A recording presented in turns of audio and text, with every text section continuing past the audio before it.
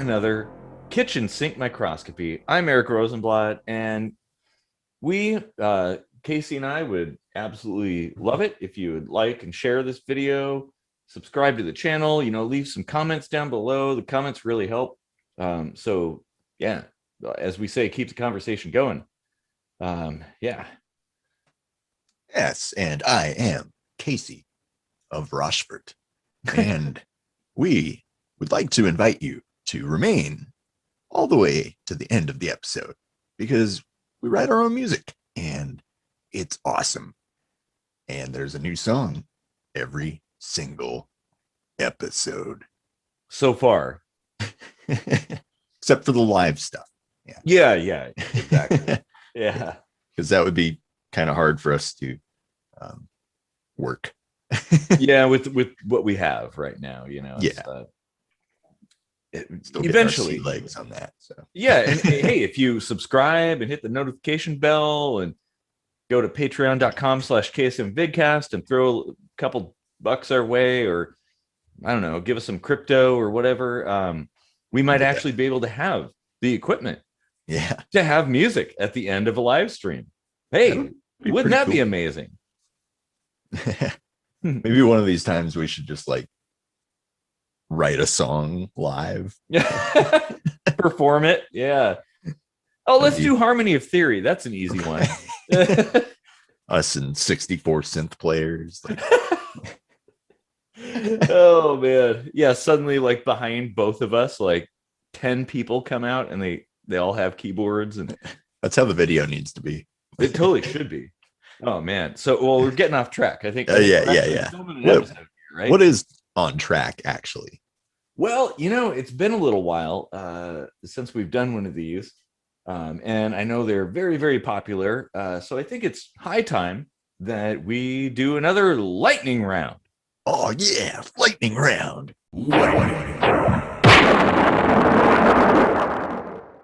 Oh yeah. Yeah, those are the best.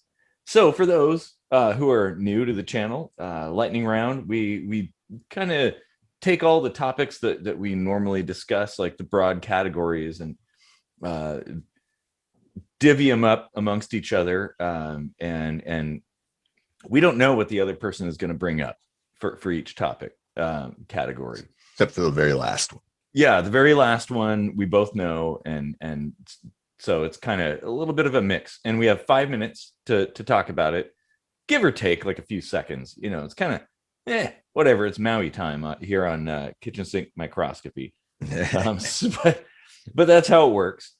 So yeah, it constantly changes all the time, and it's a lot of fun. And yeah, so I guess we should probably get started. All right. I think you're up first, right? Oh, I'm first. Okay. So the category for me for now, I should probably get the 5-minute timer ready to go. Okay.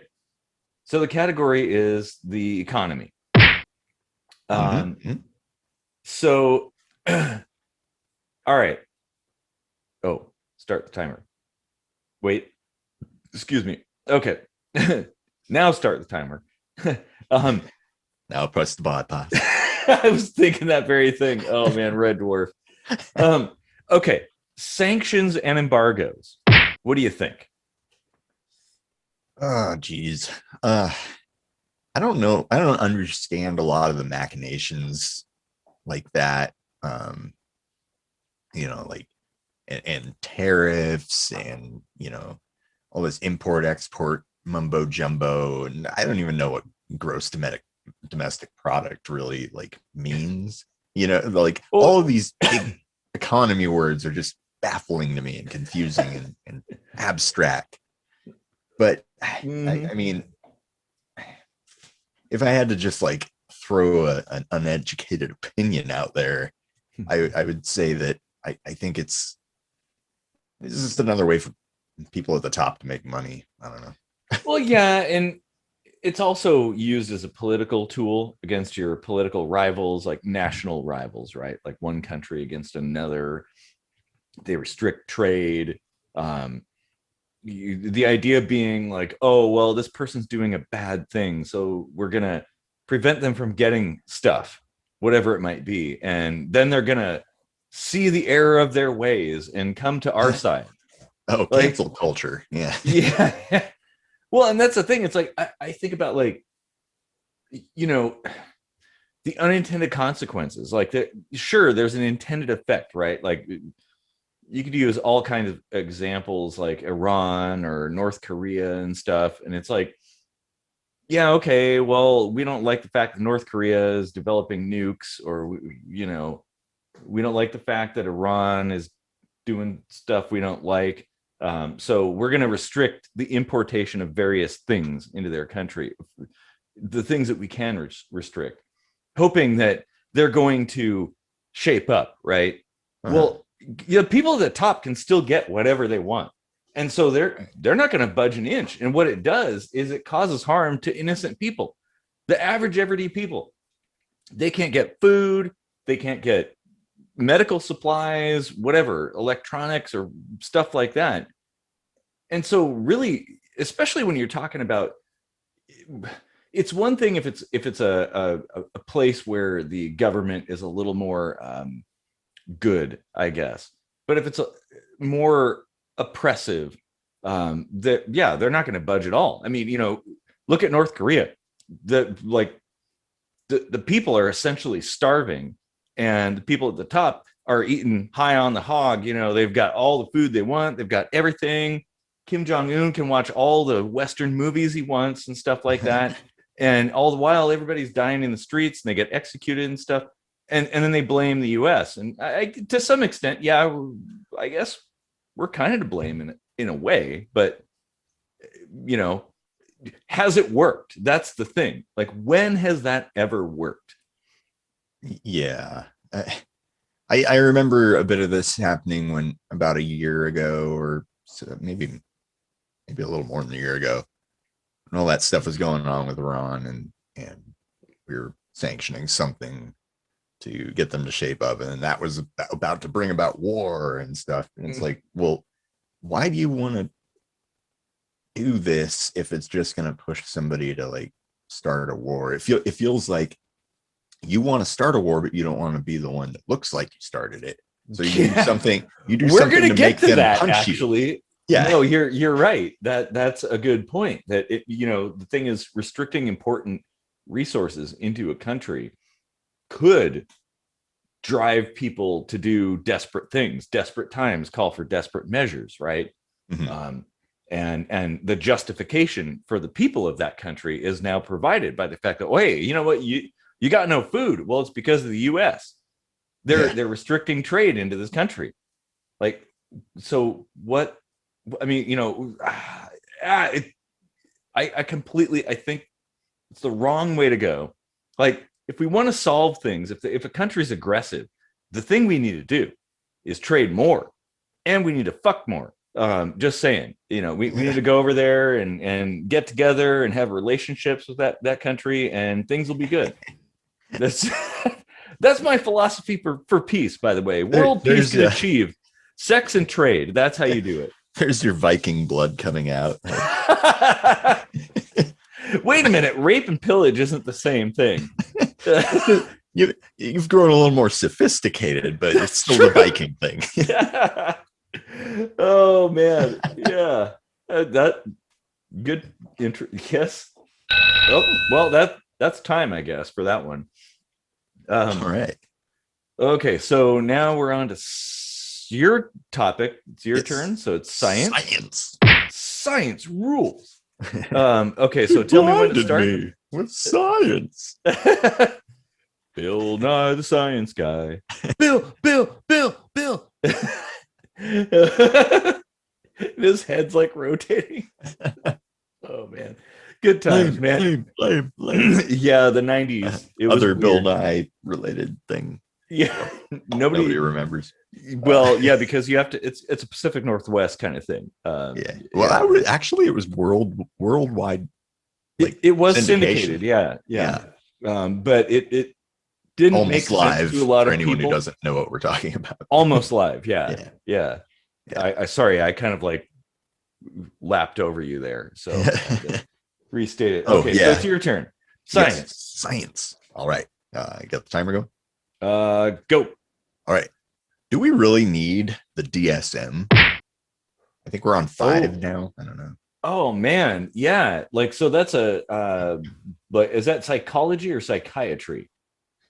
Oh, I think it's probably used by both. It's mainly just like a list of symptoms so you can like supposedly make sure that everyone's researching the correct syndromes or whatever, and it's just got all these like symptoms in it, and it's diagnostic by nature, right? Yeah.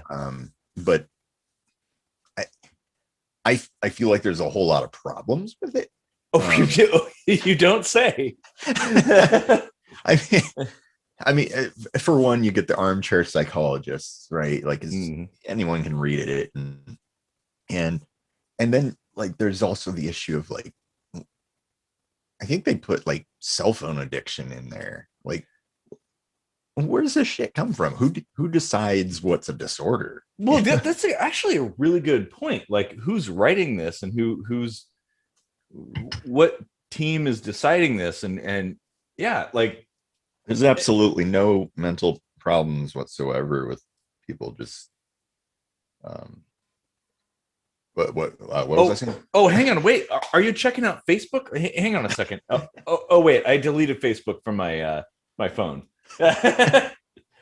Yeah, no, it's the idea that like, I think it's a useful reference tool, but it's treated like a Bible of mental medicine. That oh yeah, it's this hard and fast rules that these people can do no wrong. Like, nobody has ever made any mistakes. It's useful to have a compilation of the things that have come before, to use in the future, but I don't know that it's used that way. I have the DSM-4 and I've read through it, and I'm like, this doesn't make any sense. Yeah, like a lot of this stuff it's so arbitrary, and it could be all kinds of things, but it's stated as if it's so obvious. it's like a repair manual or even an anatomy textbook, right? Yeah. We have these organs. We know exactly how they work. We know what goes wrong with them and what sort of symptoms present when those things go wrong. We don't know all that stuff with the brain. We have a lot to learn yet. Oh yeah. And then we write this book that's like, well, this is what happens when the brain is fucked up, And it does seem a little bit like, oh man, that ooh, like, is the brain really messed up, or is this just a genetic variation? Is it yeah, or is it some kind of programming thing, or is it an evolutionary change? Like, we'll never know. If we always treat everything as if it's some kind of malady. I mean, and now there's like, everybody's got something, which is a huge problem. Like, okay, so then, here's the thing. If everybody has some kind of mental disorder, what's normal? Right. Like, the disorder is normal. Yeah. Which, speaking from like a purely physics standpoint, entropy and all that actually does kind of make sense, that disorder is the order.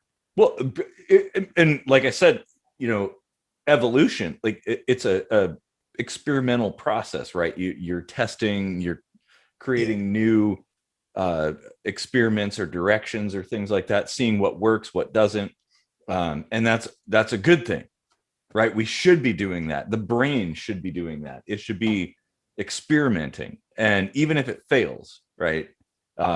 Because who's to say that like the ADHD people or autism isn't like the new frontier of human evolution? We don't know. Is that a reaction to the world that we live in today? Or is it something, like an actual negative thing? Who knows? Like, it may be a transitional phase between things, but, the DSM is going to say, oh, well, autism, well, that's a bad thing. We got to fix it. Yeah. And that's the other thing. a lot of the disorders that are in there, you know, like what we classify them as, you know, schizophrenia or whatever, they are actually bad things that can be. That's time. Oh man, that actually should be. I think we need to go back into that one again. Yeah, like as a full episode. that would be cool to get a guest on for. I Maybe do actually happen to know somebody with a psychology degree that could contribute to that. Huh. Just so happens to be somebody who could also contribute to a different episode. Yeah. Anyway, yeah, that's a man. That's a deep topic. Like, holy shit! Wow. Yeah. Man. Okay, so I guess it is my turn. Hang on a sec. Got to make sure I'm ready for this one because it is conspiracies. Yes. Ooh, nice head in a can. What's going on under that desk? Oh, never mind. I'm not going to talk do a about whole episode like not. Okay, so here's the thing. The thing I want to talk about today isn't really like a conspiracy theory so much as it is like historical conspiracy fact. But it goes into all kinds of different things. So let's see, I got to start the timer. All right. Operation Northwoods. Have you heard of that? No. All right. Well, just in a nutshell, to summarize it as quickly as possible, I think it was proposed in 1962. It was a planned false flag attack that would implicate Cuba in some kind of aggressive movement against the U.S., which would provide justification for an invasion of Cuba by the U.S. And Kennedy, who was president at the time, he wisely rejected that. But you know, it's only one of many. But I guess, you know, let's talk about like false flag attacks and making stuff up for to get people whipped up to go to war. Because there is a theory that Pearl Harbor was one of those as well. That we knew about it, and we were like, you know, the U.S.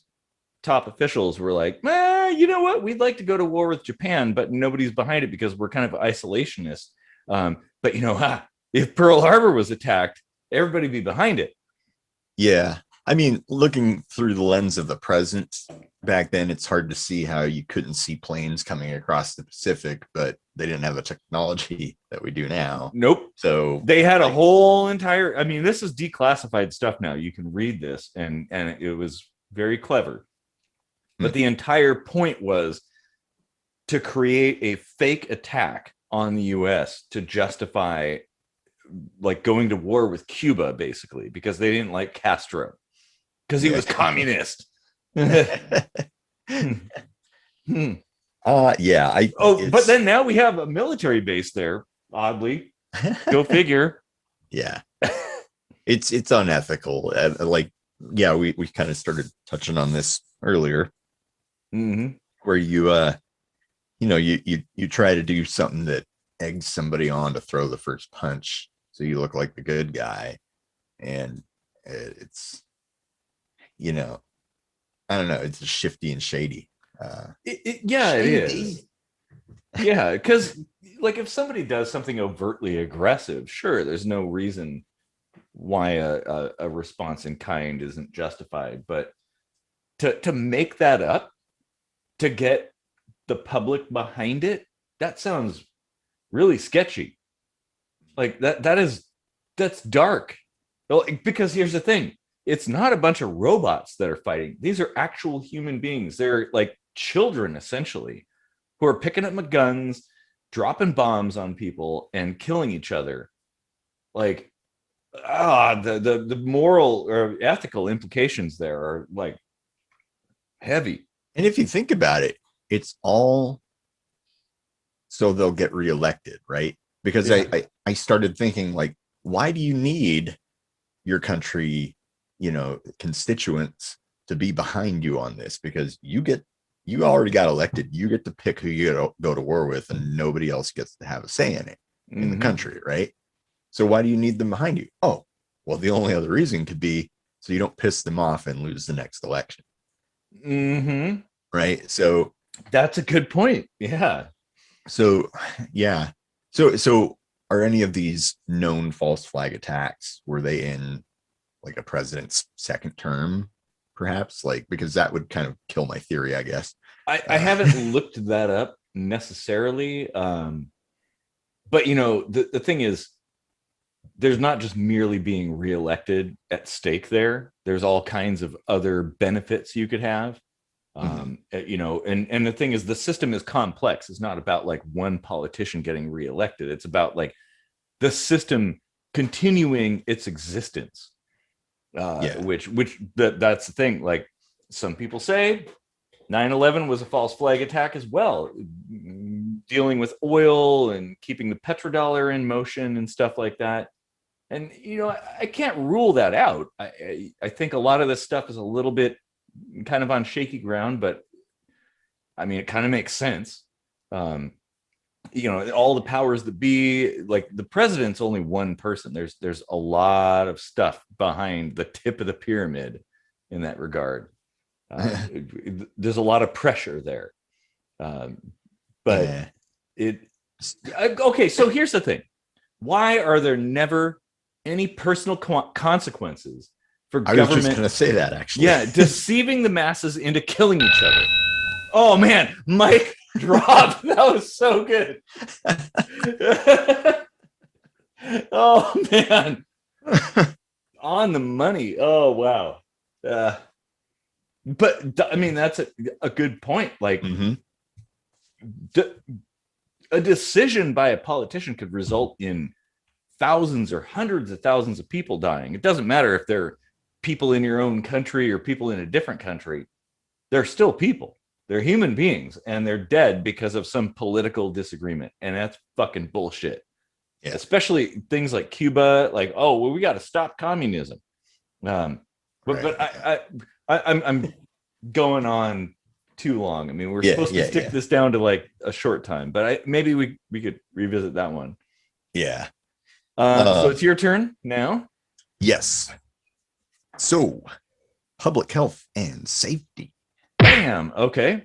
All right. Let me know when to start the timer, and I'll start it. All right. So I don't know how health or safety this really is, but I was just thinking, like, recycling as we know it. Is it any good? It kind of does actually tie into that. Like, the environment, health of the earth, like keeping things clean and not having a bunch of trash everywhere. I think recycling is a good idea, especially in principle, like if you can do it right. I think the problem that I see with recycling is people think, well, basically they see the recycle bin and that's the end of it, right? All I gotta do is put the recyclables in the recycle bin and I've done my part. Like, in my view, there's a lot more to it. Like, I am a huge advocate for repair and reusing things. I love seeing projects people have made from found materials and reclaimed stuff. And I think that's a good thing. Like, we should always be trying to keep things going as long as possible. There's this huge movement now that's gaining traction, right to repair, because so much of our electronics goes into the landfill because of planned obsolescence, which is another bullshit thing. That would be a good episode. Oh man, like Apple is really, fuck Apple, like right in the crosshairs for me. Anyway, don't want to get off on a tangent of hating Apple too much. No, that's it.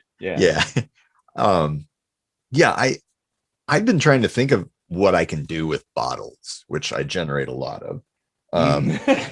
Because now here where we live, they just don't take them anymore.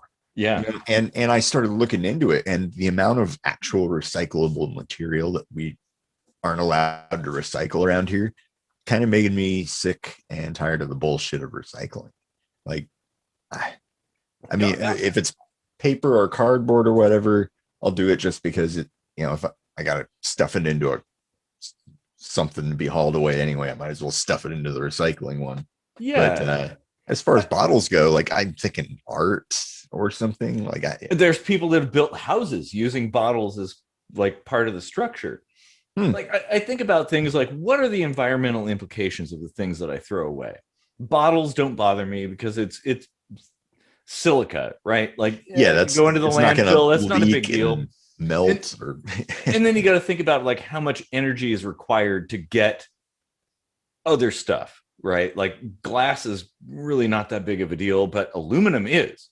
Like refining bauxite into aluminum is very energy intensive. So recycling aluminum, which is really easy to do, and you could do it yourself if you want, it's good. Like recycling aluminum cans is a good thing. Paper is probably good, although honestly, I think like recycling paper prevents industries from wanting to plant trees. So it's almost kind of like this like contradictory sort of thing where it's you think like, oh, we're gonna reuse the paper, right? So we don't cut down trees. Well, it's the cutting down of trees that makes more trees get planted. Mind blown. Like I think the problem was proportion, but yeah. I feel like Penn and Teller did an episode of bullshit on this. That was a good one. Yep, it was, and that's the first time I really started thinking about it. Like, wow, the amount of energy that goes into even just recycling things is so immense, and so like dumping pollution into the air. It's like, well, is that worse, or is like putting it into a specific spot and letting it decompose really that bad? Yeah, like, which is worse at that point. And that's the thing. It's like a whole episode in itself. Like, what do we do with our garbage or something? And that's the thing. I think people need to be more mindful of the things they throw away and how it impacts the world that we live in. Like, this is our spaceship in the middle of the vacuum of space. We got to take care of it. So, I mean, here's the thing though. Like, you can be picky and choosy with what you throw away and what you can reuse and whatever. But like, there comes a point where you're going to have a bunch of packaging shit lying around that you don't feel like is worth recycling, but you want to repurpose, but it's completely and utterly useless. That is a good point, and maybe that's a time to compel, well, to push businesses. You said this for 4 minutes. Yeah. I was going to say, like, to push businesses to create new forms of packaging, and I gotta give kudos to Taco Time for their compostable everything. That is some of it. Well, I mean, at least they're trying, right? I mean, yeah, it's something that happens over time. It's an evolutionary thing, but man, that topic could be yet again its own episode. Oh man, wow. I think it's your turn now, right? It is mine, and we are on to, if I could open this beer again, I would. Yeah. Politics. Politics. All right, I think this would be an interesting one, though. All right, so I'm going to start the timer. Should voting be compulsory? Oh, hell no. I thought, well, okay, well, that's it. No, there's a lot of people who believe that it should be. That voting is so important that everybody should be compelled to vote. I mean, if your psychological comfort is met by knowing that you voted and you contributed your voice to the population or whatever, then yeah, I guess it's crucial, but I don't see it that way. I totally agree. Yeah, and you're actually not contributing to the population, but to the political system. too. Yeah. And the other part of this is that people don't have a keen enough understanding of statistics to realize that, with the amount of people that do vote in this country, like in any election ever, Mm-hmm. there's enough of a sample size there that if everyone voted, you would not see much of a difference. Yeah, exactly. Well, That's the thing about it that nobody actually looks at. When you look at other data, raw data, you say, well, this is enough sample size to show the trend that will affect everybody everywhere. mm-hmm. And we don't need to look any further. But when it comes to voting, it's like, oh, if only everyone voted, it would have turned out differently. No, it wouldn't, because here's the thing: it's super easy to circumvent if you're somebody who doesn't want to vote. You just vote for the least likely candidate. Boom, done. Okay, you've nullified that number. Yeah. Yeah. I mean, I don't get me wrong. I'm all for making it a holiday, so you have the whole day off. I agree.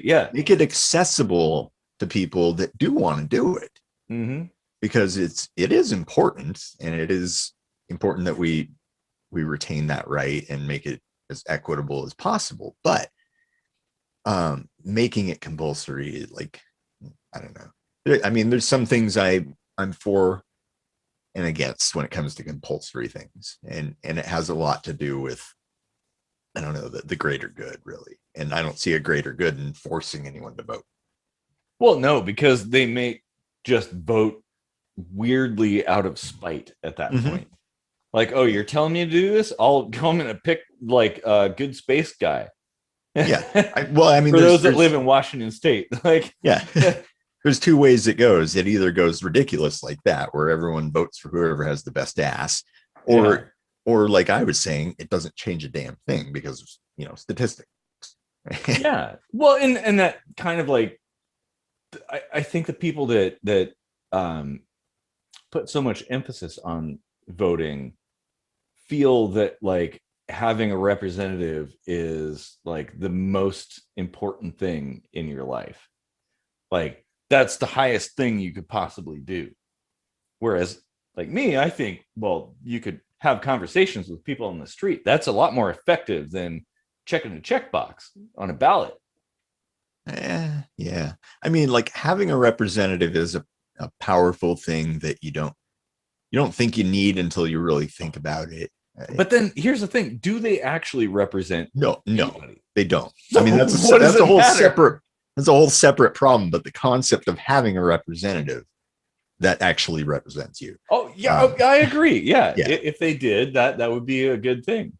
So if it's compulsory, like it's kind of a false. But yeah, like, all that said, I still don't think it's for a greater good. Like, even if our representatives actually did their job, that's irrespective of the compulsory voting issue. Oh yeah. Oh man. And that, how the representatives don't represent, that's a whole episode. Oh well, exactly. Like that. Well, and we've talked about this a few times about how they're in a completely different socioeconomic category, and how can they possibly represent people? Like, and can a billionaire represent you and I? I don't know. Probably not. Could somebody that's never worked at like a fast food restaurant represent you and I? Because we both have. Like,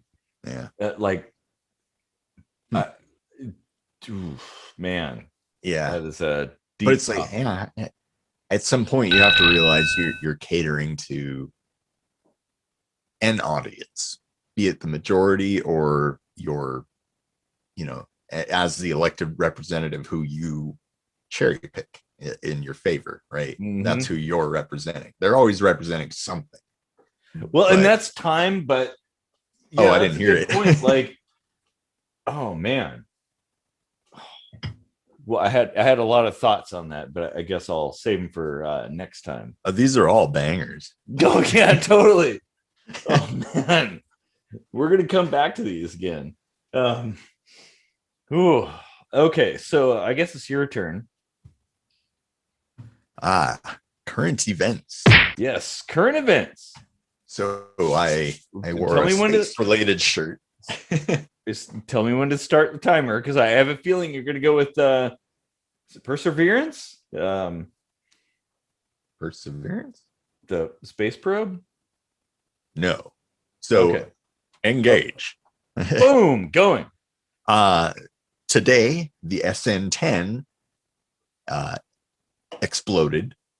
Mhm. So I thought maybe let's talk about private space travel.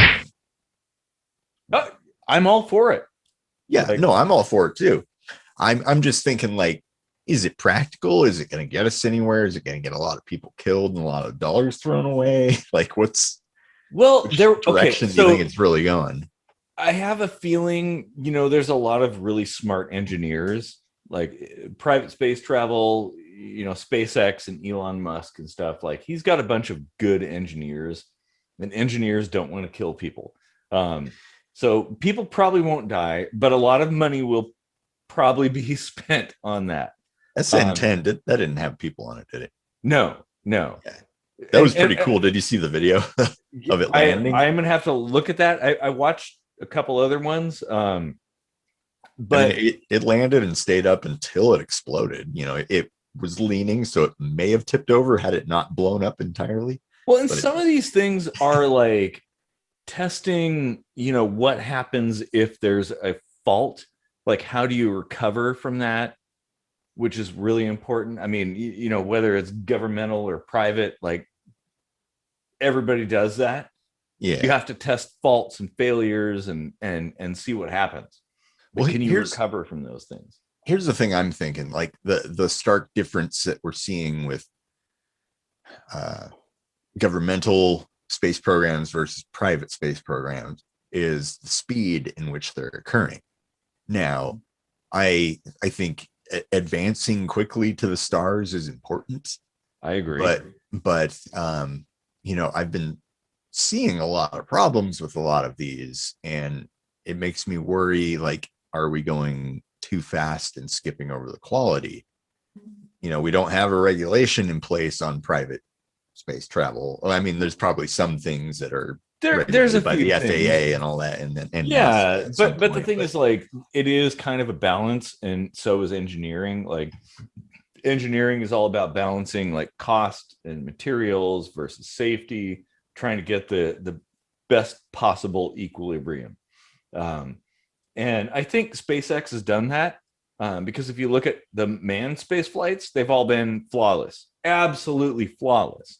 NASA and the Russian space agency cannot claim such things.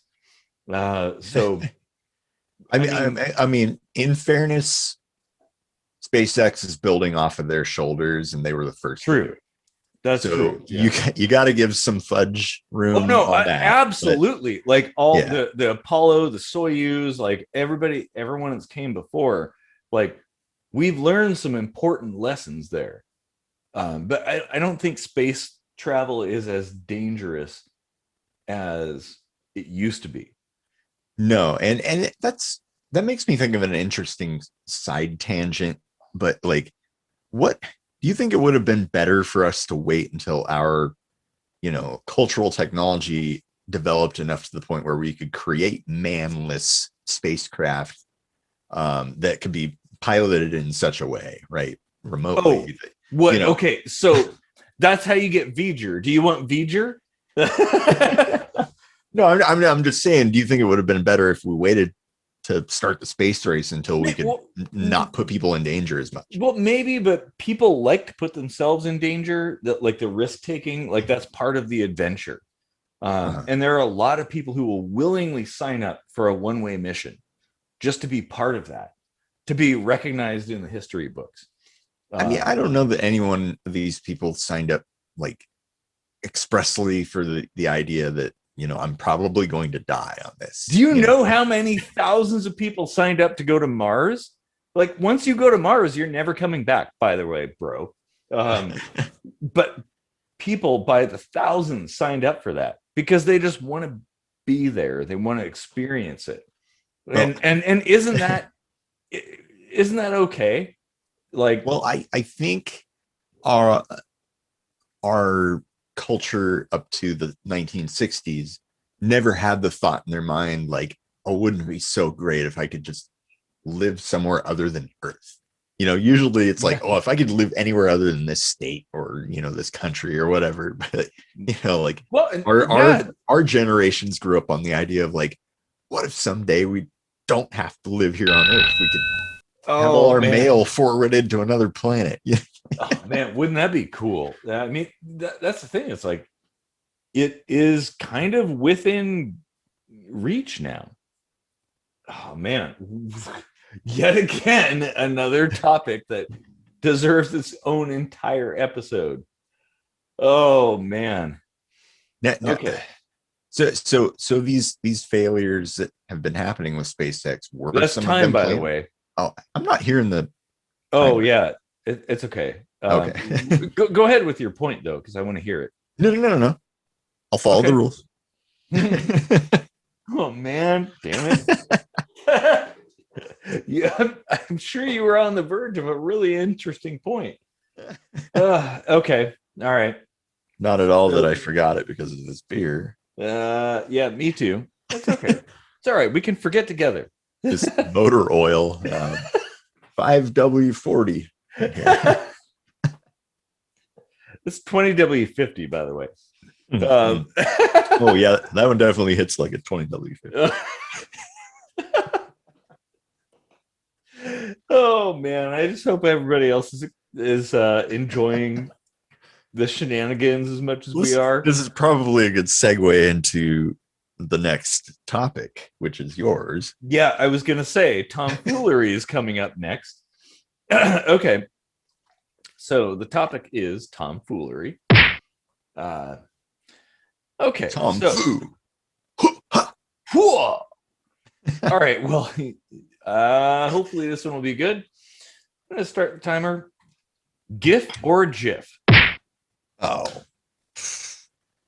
it is a GIF. I totally agree. Yeah. Now, Yeah. here's the thing. People constantly point to the fact that the creator of the graphics interchange format, It's a logical fallacy. Who cares what he thinks? Well, but he called it GIF. Right. And I'm like, all right, well, here's the thing. If it's He's not the creator of how the English language works. that is true.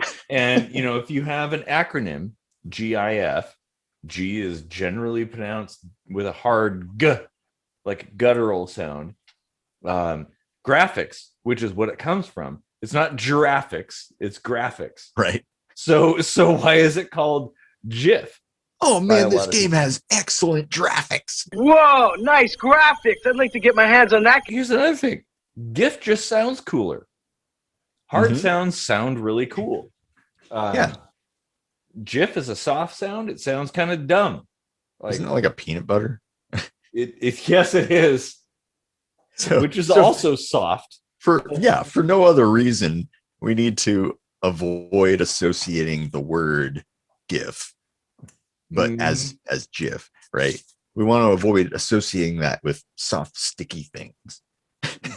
That's a good point. Or peanut butter, I'm saying. If you say soft, sticky things, is peanut butter is one of those. Yeah, like the associations are like really important to consider. Yeah. When you say GIF, people think peanut butter. And then a graphics format, they're like, oh, it's a peanut butter format. Yeah. But if you say GIF, it's something unique. It's not peanut butter. Because GIF is peanut butter, GIF is not. Yeah. And to go back to the whole creator thing, I mean, that is just an appeal to authority. Nothing else. It's like, oh, look, this is what he decided. And, because he created, the technology or whatever, whatever you want to call that. They think that how the word is formed out of your mouth should be dictated by him as well. Like, exactly. Like, okay, he was a smart guy. but yeah, he created the algorithm for compression of graphics, which is very popular, and has evolved way beyond what he ever envisioned. So is he relevant anymore? I don't know. Yeah. I tell you, even though it's only March, I can't wait to open my Christmas gifts. Gifts. See how corny that sounds? I mean, it's GI. So Well, people were like, well, giraffe is spelled with a J or G. I did that. Oh man. Yeah. I mean, there's all kinds of things like that where, like, personally, I grew up in the 90s, late 80s, early 90s hacker era where like the sound of things was like really important. And if you had some kind of hokey dokey name for something, people would make fun of you. And everybody, literally everybody back then called it GIF. And that was the name. How long's it been around? Like 30 years at least. Seriously? Yeah. Wow. Huh. Yeah. I thought it was like a relatively new thing. I No, mean, I guess no, it's been with all tech, usually it's 30 years before you know it exists, I guess. Yeah, I remember it in like 1989, I think. It might have been before that, but Wow, yeah. crazy. I mean, we could do a whole episode on how fucked up our language is, like, or our alphabet even. Let's just stick to the alphabet. Oh yeah, yeah. Like and oh man, that's a good point. Sometimes I do try to say to myself Z just to try to get used to it, and I just can't. Instead of Z, yeah. Right. Yeah. Like why is a letter like that? Why isn't it that way with T? Why isn't it T or Ted? Oh, if you're in England, it's Ted. Or if you're in Russian, it's Tay. Oh, well. But so I've been trying to reprogram myself to understand Celsius temperatures. I went through a phase like that when I was in university and using it all the time. Yeah. And even a little bit into research and stuff, but I've forgotten a lot of it. And that's all it is, right? It's memory. Mm-hmm. You're remembering an association. It's almost like, the way you calculate distance when you don't have a tape measure is, estimation. Or like reference, like, yeah. Oh, it was about a football field away, like things like that. And I'm like, okay, so by the way, it's time, but I'm like, I know. What's a football field? I never played football. I played the other football. Does that count? I don't know. Oh man. Oh geez. Oh, where are we at? Oh, we're on philosophy. Well, Yeah. Hang on. I need to open a beer. This is important. I will too. Important. I hate when they put foil around the damn lid, because then when you can't drink it without getting foil in your mouth. And then when you try to pour it so you don't get any foil in your drink, it's real precarious. Oh, there's a lot of oh, look at that head. Wait, you gotta lift it up. Oh man, nice. This is that Megadeth beer. Yeah. Megadeth. Oh man, now I gotta listen to some old school Megadeth songs. Megadeth. I've seen them 11 times. Can't wait for the 12th. Holy shit. Anyway. So okay, we're on to philosophy. Yes. So tell me when to start the timer, and I will. All right. So this is gonna rub people the wrong way. I know it. So let's start the timer. Oh wait, hold on. Let me reset. Okay, there. So appropriation or identity. Why is it we can identify as a different gender, but not identify as a different race. That's called Oh. cultural appropriation. Oh man. Or identify as a different culture, period. You know? Yeah. Oh, holy shit. Like if I want to be a Southerner, but I never lived in the South, even though I did actually, yeah. why can't I? Well, and you know, you move to different places. Like when in Rome, you know, you adopt the culture that you inhabit, right? Like there's nothing wrong with that. Right. But Or, you or know, like something this, you enjoy. Like when I was a yeah. kid, I liked Japanese culture. I was all into ninjas, um, all into Japanese everything. Mhm. I wasn't Japanese, although I've been told on many occasions by Asian people that I am absolutely Asian. And I'm like, You do have a well, bit of an Asian look. I like, well, there could be some stuff that happened in the past. But I can't prove it. Vikings. Yeah, yeah, exactly. We conquered the world. Ah. Oh man. Hmm. Yeah, I've always taken exception to this concept of cultural appropriation. It's actually a listed fallacy of logic. Yeah. And like it's that backward of an idea, because it's like there are people who just identify as, you know, like rap culture, and they might be like pastier white than I am, and a lot of people tie those two things together and think not compatible, cannot be, right? Yeah. Well, why?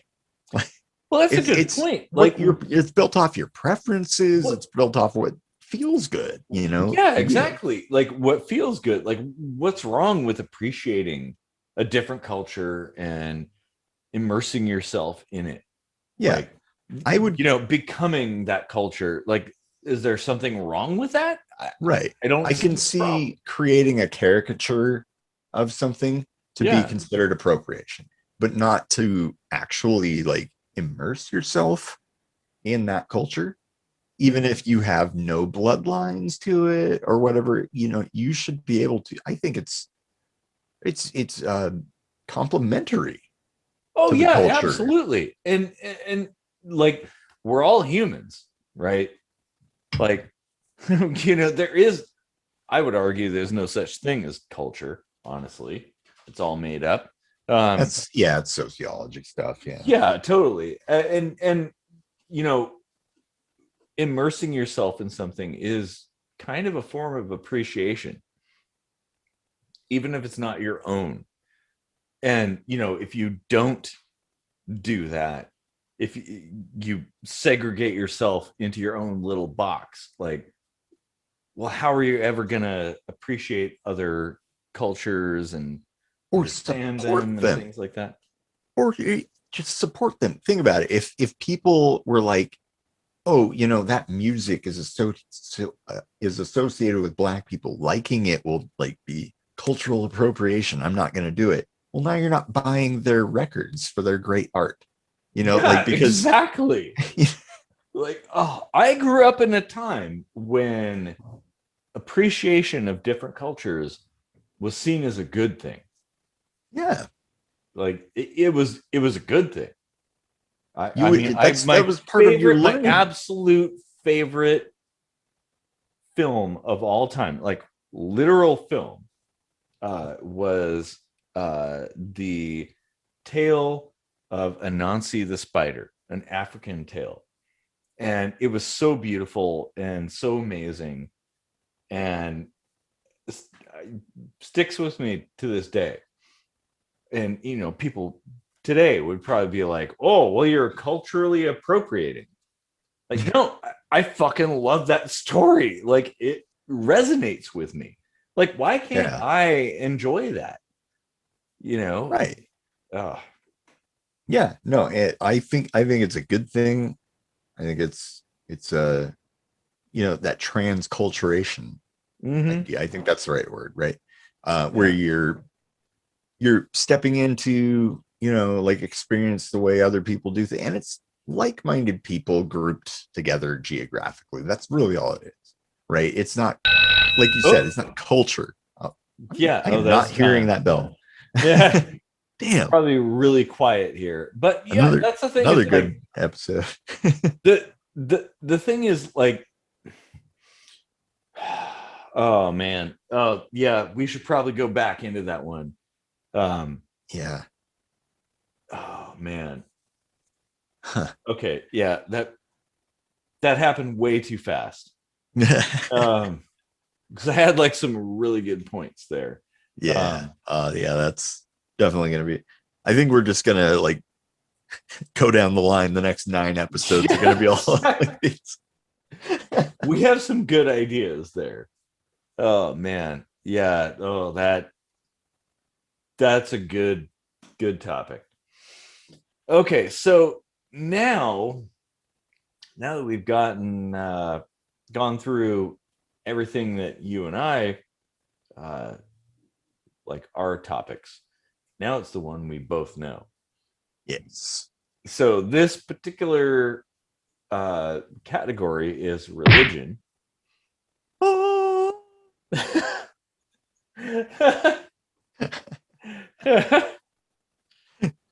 Do I have to we'll have to like chorus my voice or something. Oh man. Okay, so do you want to state it or should I? You can bring this one about. Okay, so we're talking about religion. And I'll start the timer at 5 minutes. Are hallucinogenic experiences the origin of most religions? I would think probably. I'd agree. Yeah, I mean, like, there's that whole God spot. I mean, not like one spot in the brain, Mm-hmm. you know, like places in the brain where you can see light up in pretty much mirror images of one another in hallucinogen induced experiences, or, you know, quote unquote religiously induced experiences. And it doesn't have to be like you go into a seizure or something and then see something, you know. Yeah. That's a whole other, you know, that's controlling muscles in your body at the same time as, you know, something in your brain. But you can have, you know, temporal lobe epilepsy, where you have seizures that you don't, you know, you're not shaking all over or whatever, but your brain is like, what the fuck? And creating these crazy images. Oh yeah. Well, I mean, you know, you go back through time and altered mental states being used in religious practices goes all the way back to the origins of humankind. Like, Yeah. thousands of years, tens of thousands, hundreds of thousands of years, probably.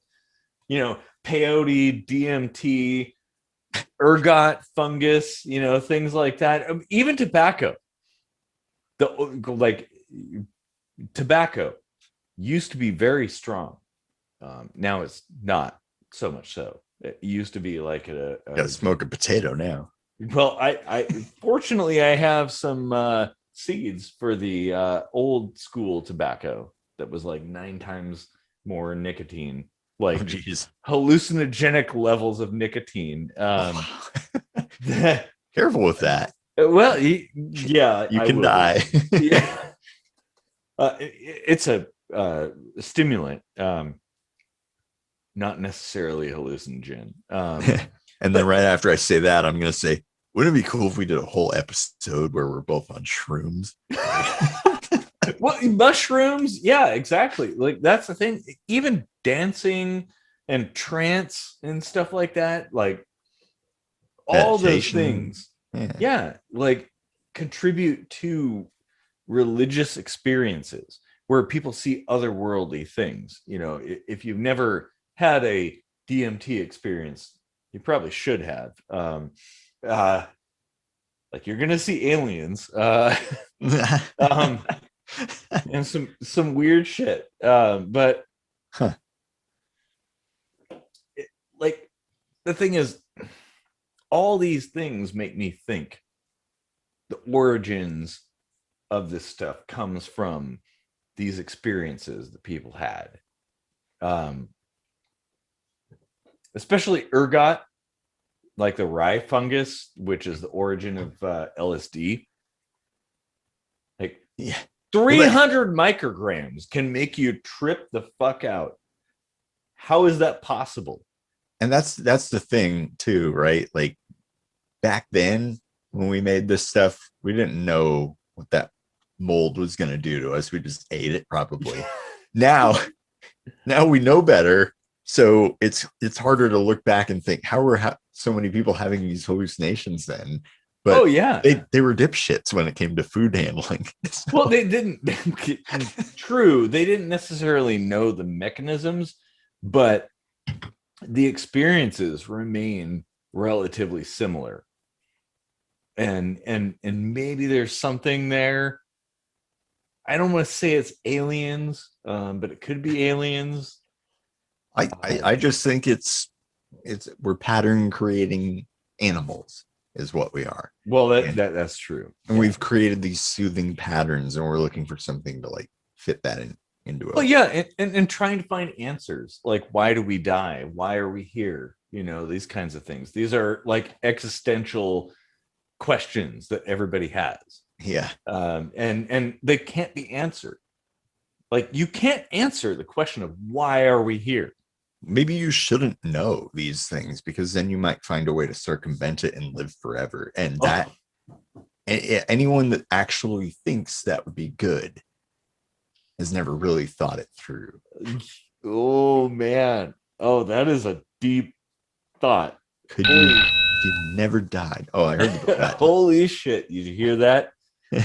Oh, that was the last one, wasn't it? Yeah, that was a good one.